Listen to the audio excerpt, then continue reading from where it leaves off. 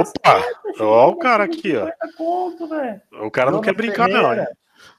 Essa treta entre Carille e Andrés é antiga, não é? Boatos antigos já diziam isso e acho que faz todo sentido, mas isso me deixa uma dúvida. Como o Andrés foi atrás do Carille, sendo que eles têm toda essa treta? Eu explico, viu, Jonas Ferreira? Tua pergunta é muito boa, obrigado aí pelo superchat, você tá na frente, tá ganhando essa camisa, e eu explico para você. Deixa eu até colocar aqui a câmera em mim, porque é interessante essa informação. O Carille avisou o Paulo Pitombeiro, que é o empresário dele, no final do ano passado, que ele estava insatisfeito no Al-Wehda, com a estrutura do clube, tá? Al Hilal é uma coisa, a outra, eu vou repetir, o Al Hilal é o Corinthians deles, é o Flamengo deles, o Al-Wehda é o São Caetano deles, é o Avaí deles, não tem estrutura de trabalho. Então o Carille estava insatisfeito. Chegou aos ouvidos do Andrés que o Carille estava insatisfeito.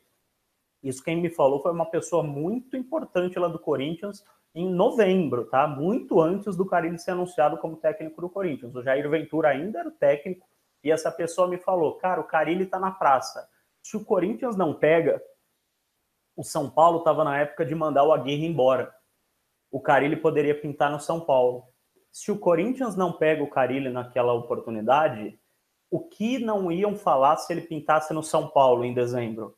Para começar o ano, técnico que tinha acabado de ser campeão paulista e brasileiro pelo Corinthians, que estaria na praça, entre aspas, em dezembro. O Corinthians ficou sabendo um pouco antes que ele estaria na praça porque ele manifestou o desejo de sair para o empresário, e o empresário foi encontrar o Andrés naquele encontro lá em Londres, né, ocasional, em que os dois se falaram. Então o Andrés ficou meio que obrigado a contratar o Fábio Carille, né? Obrigado, entre aspas. Ele gosta do Carille como treinador, eles não têm uma ligação pessoal, mas ele gosta do Carille como treinador. Mas se ele não tivesse contratado o Carille naquela oportunidade, o Carille podia pintar ou no São Paulo, ou num Flamengo da vida, ou num Cruzeiro, ou num Atlético Mineiro, e daí, né, no ouvido do André Sanches. Então foi por isso que o Corinthians contratou o Fábio Carille. Se não tivesse contratado o Fábio Carille, Mano Menezes estava na linha para assumir o Corinthians já em 2019.